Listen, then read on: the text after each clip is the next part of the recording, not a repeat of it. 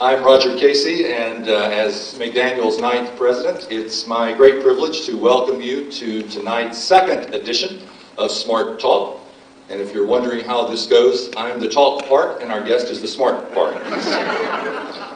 So I want to welcome you to McDaniel, which, as you know, is one of America's top 125 liberal arts colleges, according to U.S. News, one of its top 25, according to Parade, and the #1 rated college in the nation, according to its president. I should know I'm wearing a button that says I am McDaniel, but all of you here tonight are McDaniel as well.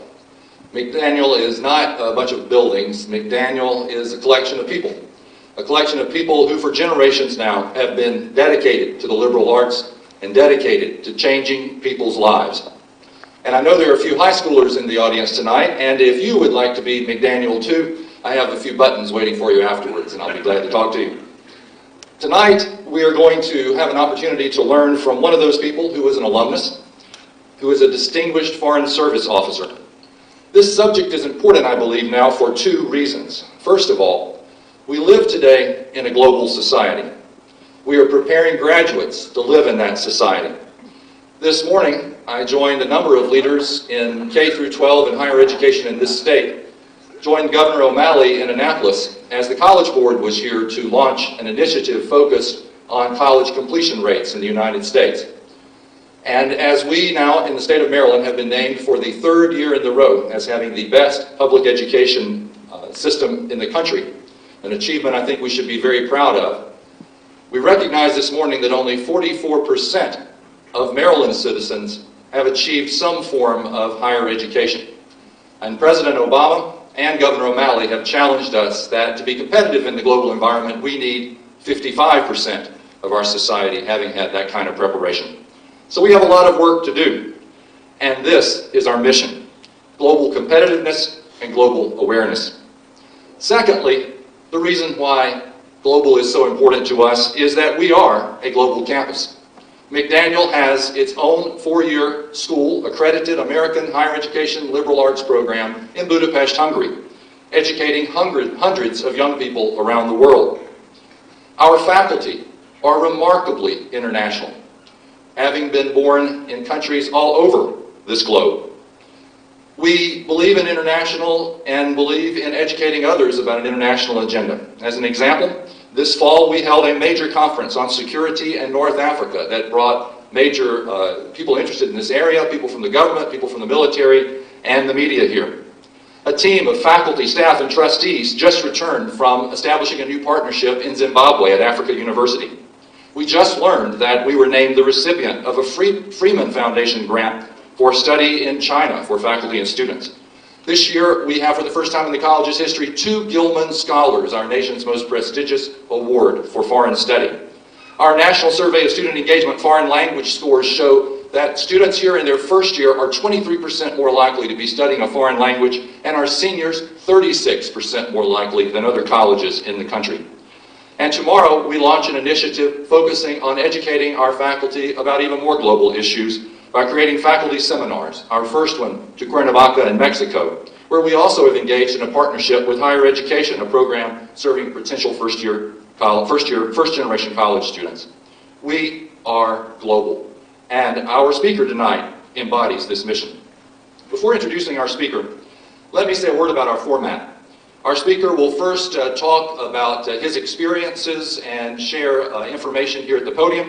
And then we're going to move over in a more conversation format for the second half of our presentation, where we'll have an opportunity to introduce questions that you've had an opportunity to write on cards. And if you haven't done that, if you'll raise your hand and we'll pick those cards up, and so I can prepare my questions based upon that.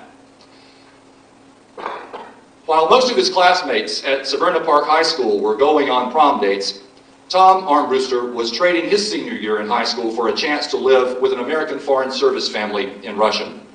A distant relative, himself a Foreign Service officer, was about to be posted to Moscow. He and his wife needed a nanny, or in Tom's case, a manny, to look after their 3 young children. They asked Tom if he were interested. After discovering he needed only a couple of credits to graduate, he met that requirement in summer school and headed off to Russia with the family, skipping his senior year altogether. The Foreign Service bug bit hard and fast. The year turned into an amazing learning experience, looking after kids, shopping for the family, teaching gym at the Anglo-American school in Moscow. After the year abroad, he got back to the U.S. just in time to apply for college, be accepted, and enroll at Western Maryland. Seriously, he said he either wanted to go to school close to home or he wanted to walk to Brazil. His mother talked him into doing college first, reminding him he could always walk to Brazil later. And later I want to ask him how he was going to deal with the Darien Gap when he got there. Tom is clearly an experiential learner, and he found his experiential learning here in places like his political science major, on the college's Model UN team, and as an intern with the state legislature. He worked during his summers at UPS, BWI, a summer camp in Maine, and for a Chesapeake charter boat skipper named Captain Harry, and I bet he learned a few things that we don't teach at McDaniel from Captain Harry. The most influential force in Tom's life was probably Kathy Chandler, class of '78. They met on their way to an audition for a college play, The Crime of Miss Jean Brodie, a play in this very hall. Both claimed that neither was very impressed with each other during the play, in which they both were cast, but it turned out that through some degree of mutual appreciation, they developed a sufficient care for each other to want to play house together, and they were married in 1980. Tom joined the State Department in 1988 and was assigned as deputy of the Soviet Post Support Service in Helsinki. Tom may be the only American diplomat to arrive in the Soviet Union by kayak, having pedaled from Helsinki to Tallinn in 1990 with a group of Finnish kayakers. It's a good thing he wasn't posted to Brasilia. I guess we know how he got there. Tonight, he's returning to the Hill to share what he's learned about people and governments all over the world, from Helsinki to Cuba, from Mexico to Tajikistan. His wife, Kathy, class of '78, could not join him here tonight, but has accompanied Tom now on 6 overseas assignments. I'm told she has a coffee mug that says, "My next husband will be normal." Please welcome Tom Armbruster.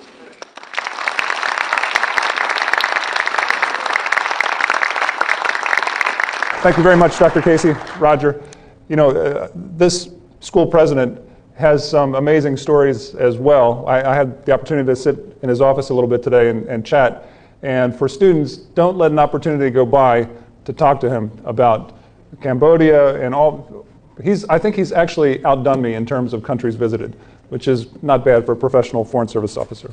I also want to thank Joyce Muller for organizing such a great turnout tonight, and wonderful to see you, and very nice to see family and friends here in Westminster. I like the name McDaniel, just don't change the name of the town. I can't keep up with all that. This is supposed to be Smart Talk. The best way for me to organize my thoughts, probably tell you about a few of the dumb things I've done, because I tend to learn the hard way.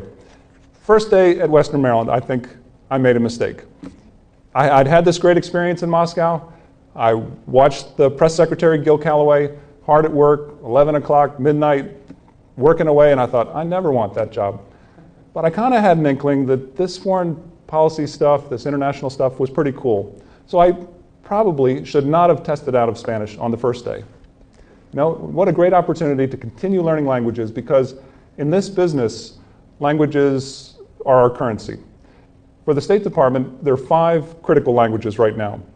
Arabic, Chinese, Hindi, Pashtun, and Hindi, Urdu, and Dari.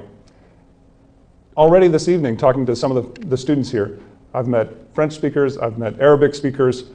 You guys are going to be ready to compete in the globalized community, and I really applaud McDaniel for what you've done in international affairs. I think your students are definitely going to be working at the UN, working in our embassies and consulates around the world.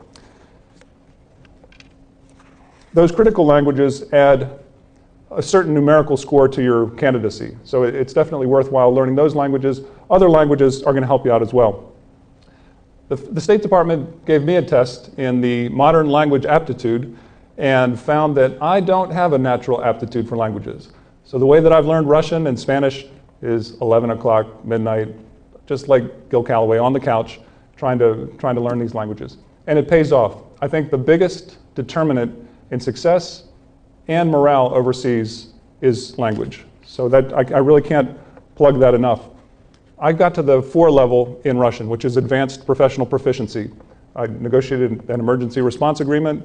I do press conferences. I make mistakes grammatically, but I can pretty much get the point across. Kathy, my wife, has had Finnish, Spanish, Tajiki, and Russian. And her Russian was so good she was able to do a half-hour television program in Vladivostok talking about her world-famous pizza recipe in Russian. So she is the smart one. Ambassador McMullen, he's a diplomat in residence in Austin, said for the Foreign Service there are really two things that you need to be successful. One is a love of public service. And this is a job where we're trying to help out Americans, whether it's businesses expand or an American who's lost their passport or whatever it happens to be. It is a public service job. And the other thing you need is the adventure gene. And I think I've got the adventure gene. I've eaten crickets and whale meat, and you've heard some of the adventures. Fred Smythe, another classmate from 1980, he and I jumped off the back of a nuclear icebreaker, which was a good adventure. I've done cool school, Arctic survival for a few days.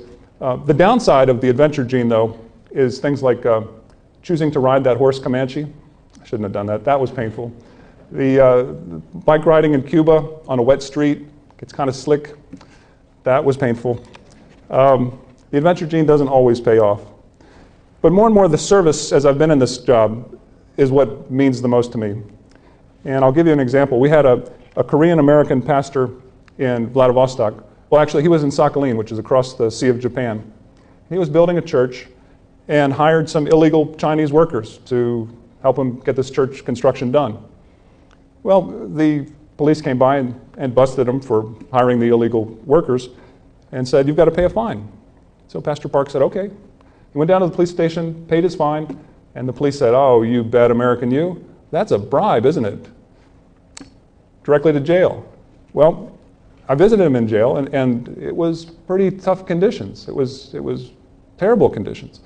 And so we worked really hard with the law enforcement authorities, with the embassy in Moscow, pushing to try to get him at least released under house arrest, which we succeeded in doing.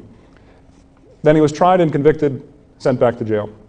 So I went back to Sakhalin, across the Sea of Japan, and the judge very graciously allowed me to speak on his behalf. So I mentioned his age, his support for the community, his health, and the judge released him. And the warden at the prison asked the defense lawyer, "Did that consul general really come all the way out here just for that one American?" And the defense attorney said, "Yeah." And the warden said, "Wow, what a country." He couldn't imagine Russia doing the same for one of their citizens. And really, American citizens are our first priority. And it is what we should be about overseas. I know in some of the movies, the embassies are not always the most supportive. I know sometimes when you travel, it's hard to get past the guards, but believe me, if you're not the first priority, you don't feel like you're the first priority overseas, you should be. And that is our number one job. Some of the things we do overseas I describe them as kind of Forrest Gump moments. You know, you're able to see presidents in action. I've been a control officer for President Bush 1, for Condoleezza Rice, for President Clinton, Senator Domenici, Sonny Bono, and Alice Cooper. I'll tell you about a couple of them. For President Clinton in Moscow, I was his off-the-records events control officer. So I set up a nice event at the Pushkin Cafe, and we got kind of into a fight. We had the American Secret Service guys and the Russian Secret Service guys arguing about where the crowd would be. The car was going to pull up, and believe it or not, the Russians wanted the crowd right across the street. They said, "Hey, we don't get the American president every day. We'd like to see him up close and personal." And the White House guys were a little nervous. "No, we want the crowd pushed half a block back." So I'm trying to interpret and figure out some way to broker this, which I never came up with. One of the Russian guys finally said, "Look, half of the people in the crowd are going to be our guys anyway. Don't worry about it." Americans thought, "Yep, that's the Russian way." So it worked out. The Alice Cooper story, Alice Cooper was playing in Vladivostok, and I said to our staff, "Hey, this is a nice public diplomacy opportunity. Let's invite our musician and artist friends, the cultural crowd from Vladivostok, and we'll have an event, invite Alice Cooper, and it'll pay some public diplomacy dividends." The Russian staff they were aghast. They said, "No, there's no way. He's a multi-millionaire rock star. We can't afford the china, the champagne." I said, "No, if he's like that guy on Wayne's World, all we need is hot dogs, beer, we'll be fine." And we were. We invited him, and he was just terrific. He was a great host, and we try to represent America from A to Z. And music is one of the best ways to connect with foreign audiences. Sports is another way. We've had NBA basketball coaches come to Russia. The Long Island Youth Orchestra. We had an astronaut. I think, if you think rock stars get rock star treatment, astronauts get even better treatment. Everybody loves an astronaut. But it's hard to explain the breadth of what we do in the Foreign Service, but what I try to convey is that it's not all cocktail parties and just high-level negotiations. It's a lot of grassroots, people-to-people diplomacy, and that we get involved in just about everything you can think of. The Foreign Service Institute in Virginia does a good job of preparing us for this with political tradecraft courses. You could think WikiLeaks, with excellent language facilities. We have native speakers. If you're taking a really tough language, you'll have a year in Arlington, Virginia, and a year in the region learning that language. So I think they do a very good job. But there's certain things that come up that they just can't prepare you for. And I think my tour in Nuevo Laredo, Mexico was one of those. I related a story this morning about a kidnapping, torture, and murder of 2 American citizens that we were able to get back, recover their bodies and get them back home. I'll tell you about another case of a young girl who was with some drug traffickers, and her brother reported her as being kidnapped. And so finally we got a call from the police. They said she's down at the station. We went down to pick her up and bring her back home. She was very nervous. I said, what's the problem? We just have to do your interview with the prosecutor and we'll be able to take you across to the United States. And she said, well, those narcotics traffickers that were holding me are those policemen right there. And so every time the police that was actually one of the hostage takers came in, of course she would jump and was very nervous. Well, finally I got kind of tired of the charade of pretending that they were real policemen, and I just said, she's not under arrest. I'm going to take her back to the US. And we got in our diplomatic plated car and we're getting ready to leave, and we were surrounded by these narcos/policemen. And it was a pretty tense situation. We called the Operations Center in Washington, D.C. They had an anti-terrorism squad spun up, and it was basically a standoff. And luckily, we had a good contact in the Mexican intelligence community, an undercover narcotics guy. He came, diffused the situation, and basically blew his cover in order to get us out of that situation and allow us to leave and take her across the border. But the police had been insisting that the girl get out of the car and go with them to the border, and I don't think the outcome would have been very good for her because they knew that she had communicated to us that they were in fact the ones who held her. So there's situations where you have to use certain skills that you just develop through experience. Sometimes you get it right, sometimes you don't, but it's a very challenging job. You're always learning something, a new language, a new set of problems. I think the students that I've met tonight would do very well in the Foreign Service. If you have a love of service and you feel like you can operate in a variety of environments, then it really is a good profession.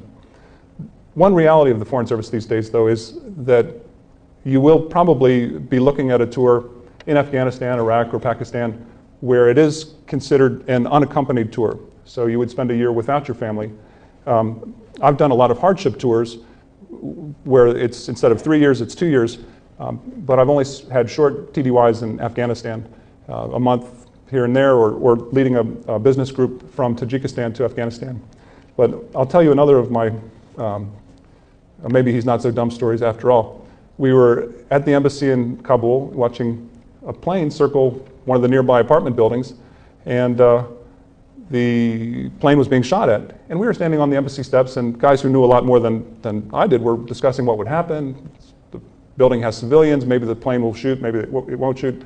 But the plane was being shot at, and I thought to myself, wait a minute, if I can see the guy shooting at the plane, that means the guy that's shooting at the plane can see me, that means he could shoot at me. And I said, hey, guys, I'm going inside, because the last thing my wife said before I left for Kabul was, in a very tender moment, don't do anything stupid.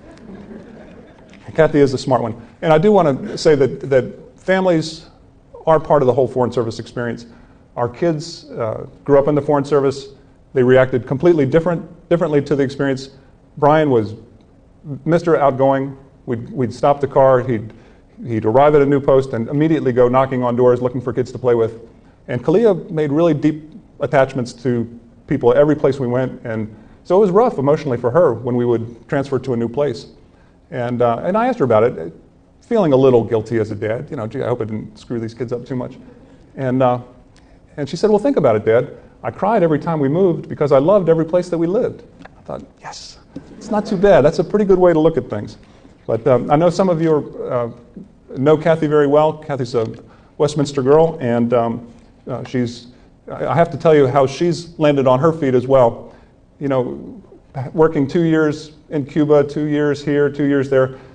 She was very nervous going to New York that maybe she didn't really have much of a resume at all, that it was just too much of a patchwork quilt. And I said, you know, I think you really do have a resume. You've done good stuff in a lot of places all over the world, and people will probably recognize that. Well, if you know Kathy, you won't be surprised that I think her third or fourth application, she got a job in her field, and if she had a zip line, she would be from our apartment into her library in about 20 seconds. It's directly across the street, so she's done very well. And the kids are doing well too. They're both in grad school, and we're very proud of them. And neither one wants to be a Foreign Service officer, but that's understandable as well. But I look forward to your questions. I really want to thank you for coming out on a snowy night and for such a warm reception here. And it does feel a bit like home to be back here. For somebody who moves every 2 to 3 years, I've lost a little bit of that whole concept of home. But this is certainly one place where it's great to be back. And I thank you for your interest in the Foreign Service. And if I can be a resource for any of the students, either for internships or for the career, please let me know. I'd be happy to do that. Thanks very much.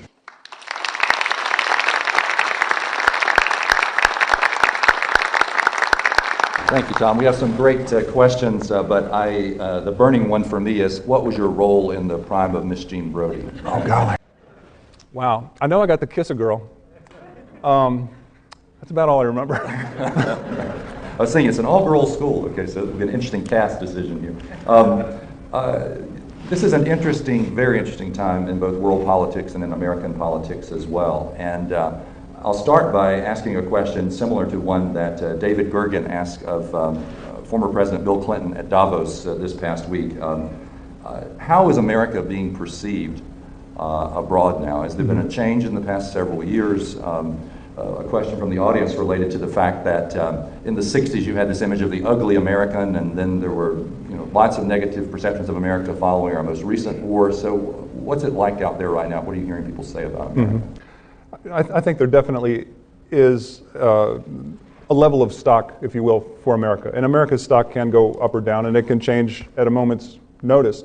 But I think Secretary Clinton is out there on every leading issue, trying to make a difference. Certainly with regards to the Middle East peace process, it seemed to be on the rails a bit this summer and then went off the rails. It's just, foreign policy is a tough thing to do because it's rarely a bilateral relationship where you've got two actors or two stakeholders trying to achieve an outcome. You've got lots of stakeholders, both states, non-government actors. As we see in Egypt, the crowd in the street is a stakeholder, and they are a player in how that plays out. All I can say is it's complicated. It goes up and down, but for me, it's always been a pleasure to represent the U.S. because I think our ideals, our founding ideals, and our story is a compelling story. And the U.S. has a lot to contribute to the world, and I think that we certainly get a lot every time we have interactions. Tell us what it's like when you undergo administrative change. As a career services diplomat, you've worked for presidents with incredibly varied global policies. How do you deal with that as these administrations change over? I've tended to serve in developing countries, and those are usually staffed by Foreign Service officers, and the ambassadors have tended to be career ambassadors. About 30% of the ambassadors worldwide are political. And so every time there's a change of administration, those positions change. They tend to be in Europe. I think our foreign policy is fairly consistent, and it's I don't want to say immutable, but there's a real thread of promoting democracy, of promoting trade, certainly American citizen protection. So I don't see a real big swing through administrations for the most part. We're in a moment, I heard the word at a recent conference, of continual accelerated change. And as we've been watching what's happening in Egypt, there's a very clear example of that. Can you talk a little bit about the kinds of changes that you see going on there, and what's the proper place for the U.S. to play in the developing experience that's happening in Cairo? Again, one thing I really have learned in this job is that just as physicians are specialists, we become specialists. So I can certainly talk about Russia, Mexico, Cuba, and places I've served in some depth and detail, knowing political leaders and the culture and so on. In Egypt, I'm just like you, following the news. What Secretary Clinton has been saying is that we want a transition to democracy. We want a peaceful transition, which I think is extremely important.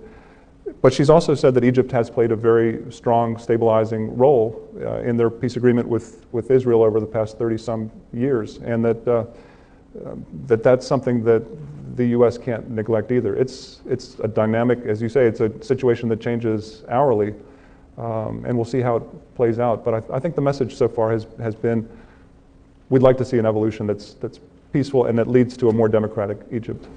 Certainly in the late 80s, through the introduction of new technologies, CNN in particular, we saw Central Europe, Eastern Europe, entire communities of people coming together because they had access to information in a way that they never had before.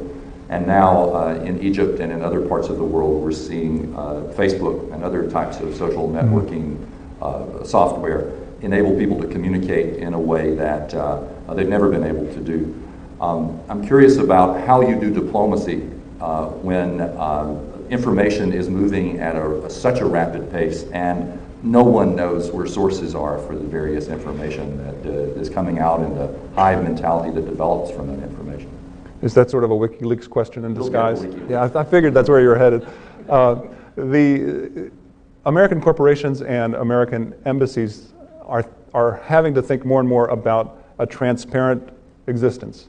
That it's just a fact of life that the way we do business is going to be in the public eye. And if that's going to be the case, then you've really got to do business the right way. So in some ways, I think that trend is good. And certainly the social media is also a good thing. It adds to a more lively discussion.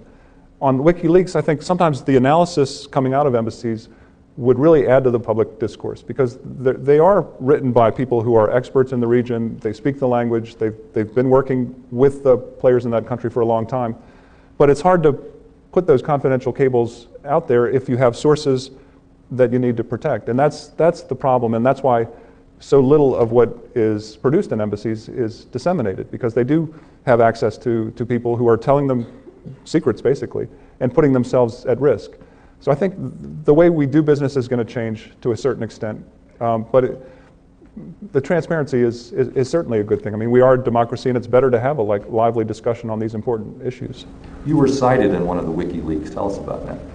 I wrote a cable on the illegal timber mafia in the Russian Far East, and it was picked up on WikiLeaks, and the Russian media picked it up, and they said, Armbruster and the consulate in Vladivostok actually got this right, which was kind of a relief, but that was surprising to see that in print. And I don't think that will change, that won't really affect any change, but what I see as potentially game-changing, for example, when China said they've lost patience with North Korea, I would think that would make North Korea think twice about being quite so belligerent with South Korea. That kind of thing could have a real impact, but I know a lot of the WikiLeaks material really is kind of inside baseball. It's not necessarily something that is going to add much to the outcome of events.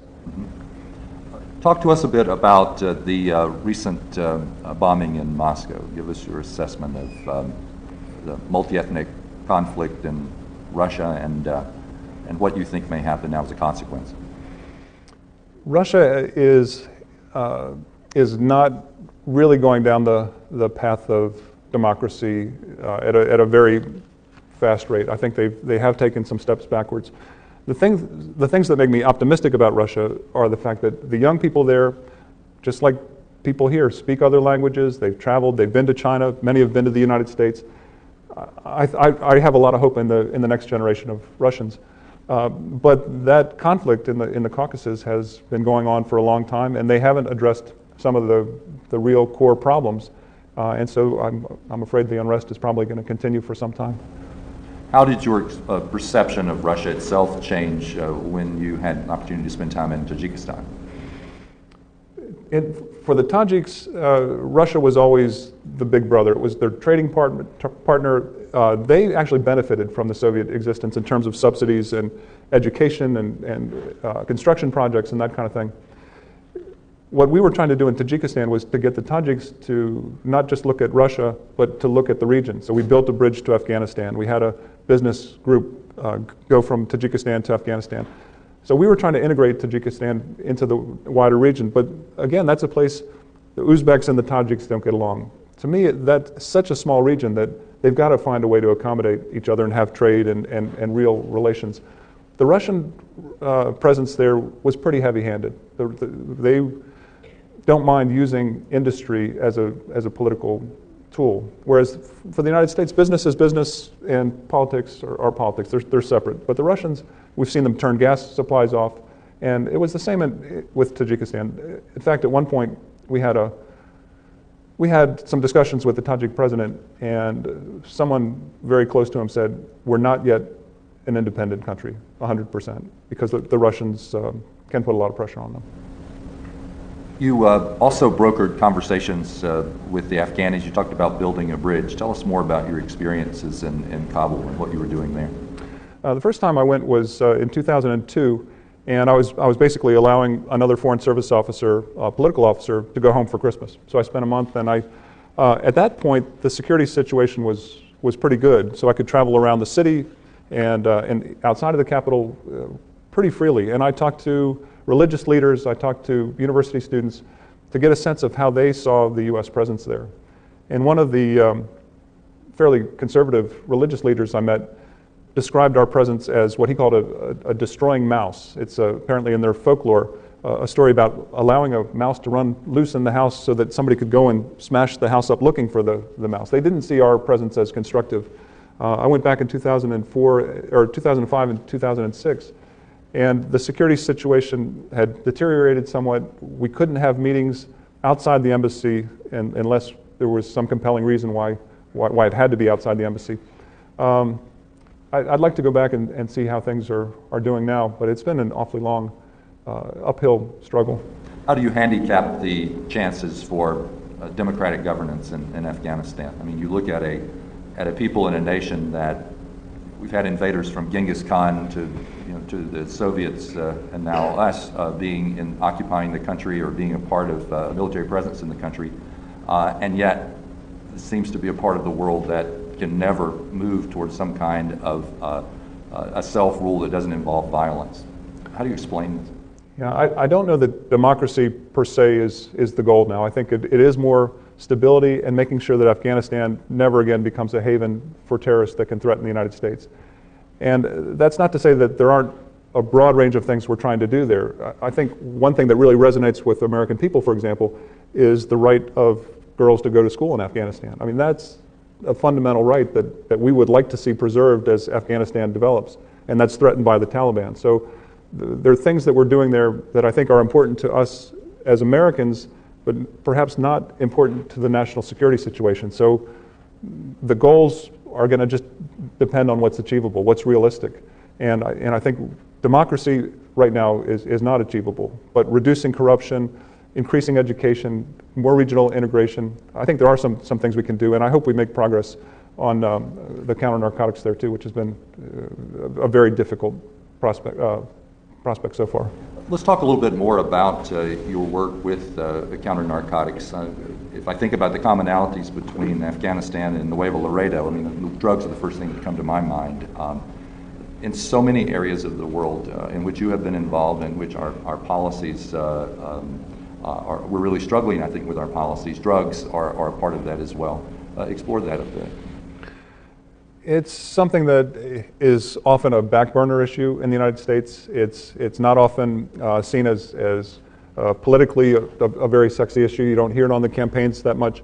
But to me, it's such a corrosive influence on American society. You know, when we think that we want to compete globally, then we need a citizenry that's healthy and drug-free. And having seen the violence that's required to bring drugs into the U.S. market, I wish more people had an understanding that it's not a victimless crime. You know, if they buy marijuana or cocaine or any drug that's imported into the U.S., chances are there's a pretty long trail of violence to get it here. And so demand reduction is also something that I think we have to work on in the United States and recognize as a problem. Yeah, I've been with families in Peru forced into raising crops, coca leaves, by the Shining Path or whoever that really they had no choice. I mean, the choice was to either be engaged in this type of work or have your hands chopped off, essentially. My sense is Afghanis are some of the same issues are facing there. I mean, who do we go after if we're trying to address the trade? I mean, who are the big picture people that we need to address more than anyone else?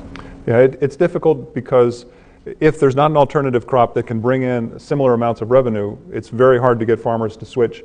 And then once drug groups, cartels become powerful, then it's hard to compete with them in terms of weaponry or anything else. When they're able to walk into a police precinct and basically put some money on the table and say, either accept the money or you'll be killed, it's very hard to compete against that.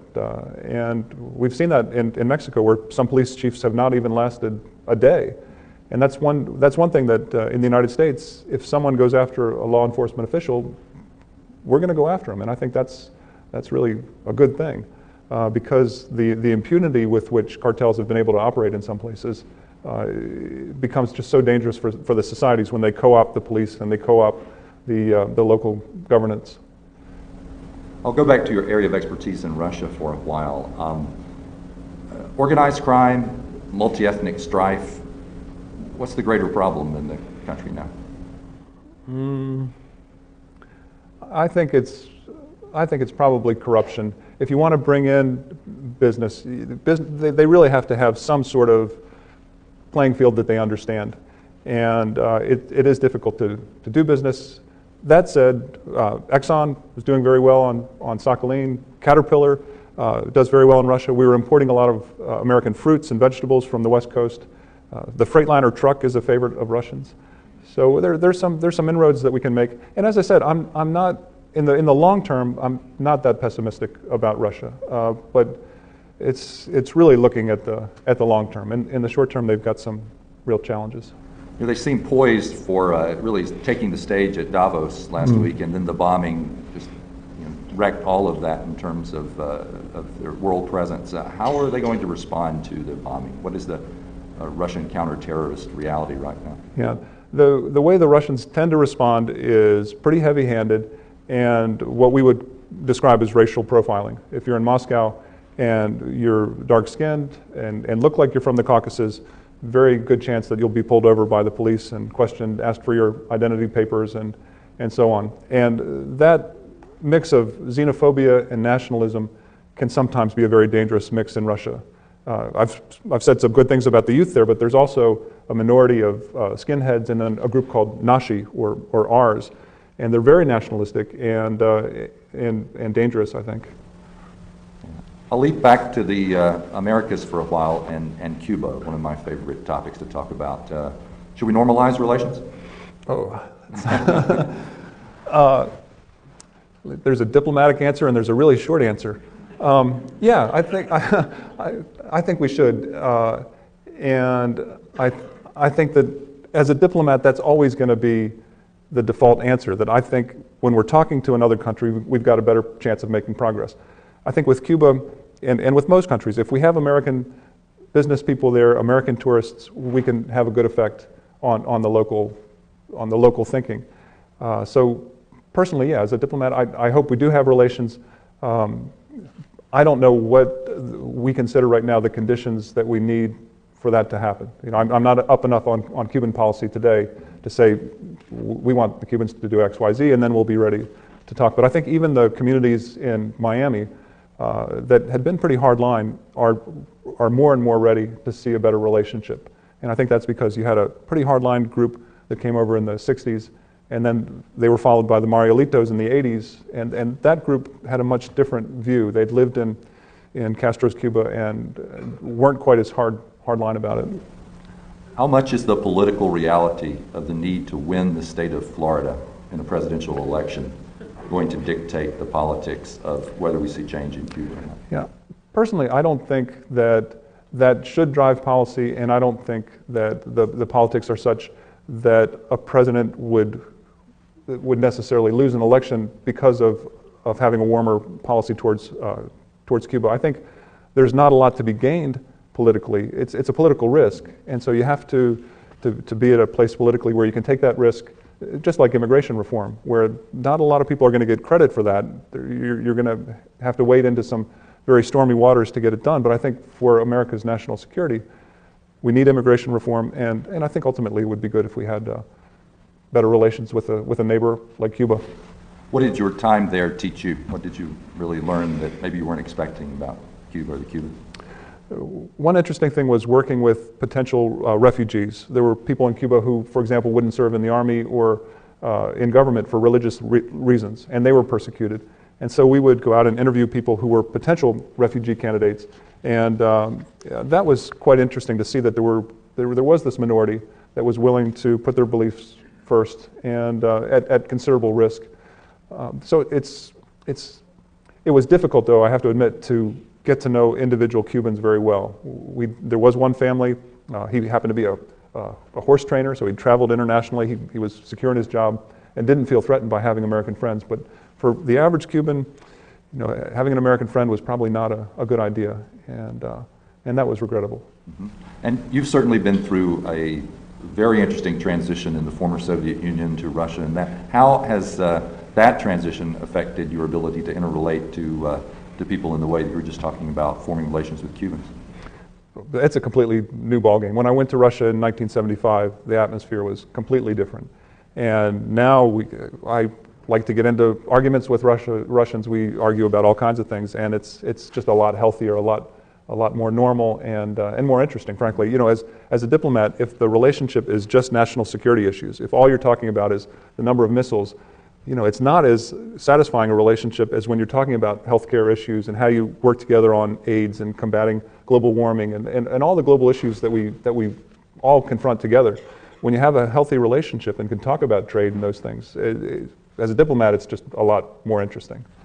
So as you look back at your career, or look at what you're doing now, and you look back to your experience here when you were a student at Western Maryland, what are some things that were really important that you were taught here that you use in your work, in your life?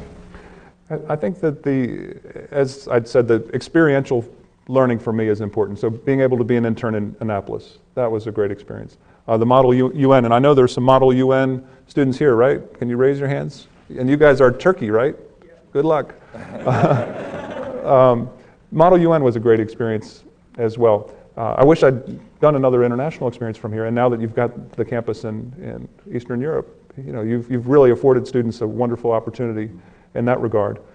But I think I had a sense that I wanted to get out there in the world and get started, and so anytime you provide real practical experience to students, I think it's a great thing. And language study, you made mention of that earlier on. What's your advice on language learning for a college student? Absolutely take advantage of it. Learn the hard languages. Even if you get to what we call the 2 level in Chinese or Arabic, you get the maximum number of points for the State Department. It's really a great ticket to better things and to making you more competitive. So give us some curricular advice. If you had your list of subjects or classes to prepare current McDaniel students to be global citizens, what are some things top of your list? Well, I'm not smart enough for that, but I will give you one. I will give you one tip. As undergrads, think about some of the diplomacy fellowships for graduate school, and they're fellowships like the Presidential Management Fellowship, Wrangell, Pickering Fellowships. Those are all programs that can put you on the fast track to entering the Foreign Service. Often you can skip the written exam. They'll pay for your grad school, so they're very powerful programs, and often they involve languages too. I think the Boren Fellowship is targeted for students interested in languages. So do look at those things as potential ways into the Foreign Service. And right now about half of the entrants have an advanced degree, so that's a reality of people coming into the Foreign Service. And the median age is 32, so often people do come with some work experience, but we also take people 22 right out of school who have the skills that would make them successful in an international environment. Any particular graduate school tracks that you recommend? No, and that's the other thing. Because we have management officers, consular officers, political, economic, and public diplomacy, we really do look for a wide range of things. We don't necessarily need just the international relations students, but people interested in anthropology, sociology, psychology, all those majors work for us, economics, mathematics. It's really, if you have an interest, as I said, in public service and in serving overseas, chances are we've got an opportunity for you. Something obviously happened in both of our lives that led us to want to see the world. We're way in the minority in this country. How do we turn that around? How do we create a nation of people who recognize the fact that there are a whole lot of people out there who are very different than we are? There are a whole lot of different things in the world. You need to experience them firsthand. It changes the way that you are. How do we make that happen? I think it's if you're younger and you get a chance to see a completely different culture, it does open your eyes, and it makes you realize that, well, one, you realize that people are pretty much the same. I think people everywhere want the best for their kids. That's kind of the bottom line, is they want to find a way to make sure that their kids do well.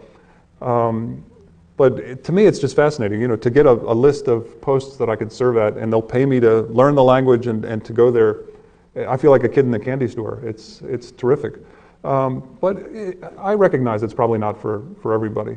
The one line, you all know that somebody who speaks 2 languages is bilingual, 3 languages is trilingual, and somebody who speaks 1 language? American, yeah. Yeah. So when are you going to walk to Brazil? I think that's kind of off the list. Yeah? Yeah. You want to go? I think it would be great. I haven't figured the Darien Gap part. Yeah. So it's a little dangerous there right now. So, if I could write a nice letter for you from a college president back to the State Department saying, here's the dream job, the dream country, the dream post. Yeah.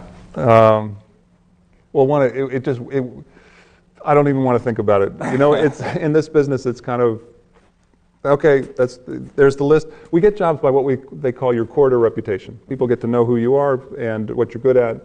Probably the dream job would be something like Minsk or someplace where I could use the Russian language skills, but where things aren't too cushy. I like the developing countries. I like the hardship posts. So I think Belarus would be a good challenge. Why Belarus? They've got a leader who is anti-democratic. He's cracked down on reformers, and I kind of like that, to be able to promote America and promote democracy in places where it's not always appreciated. We just started a new leadership program here. We have a cohort of students who've just gone through that during our January term and this spring. Can you tell us what's the most important leadership lesson that you have learned in your job? We do test for qualities like that: leadership, integrity, resourcefulness. Personally, and it's going to sound odd coming from a diplomat who supposedly we're supposed to lie for our country, but to me, really to have credibility overseas, you have to be honest with people, because if they're going to discount what you're saying, if they don't trust that you're giving them the real message, you're not going to be effective. And so I do think honesty, to the extent that you can be honest with people, is probably the leadership quality that matters most. Well, we want to thank you for being honest about your life experiences. Thank you so much for being an alumnus of this wonderful college, and I hope that everybody tonight, like me, has really enjoyed the opportunity to learn from Tom. And can we show him a round of applause?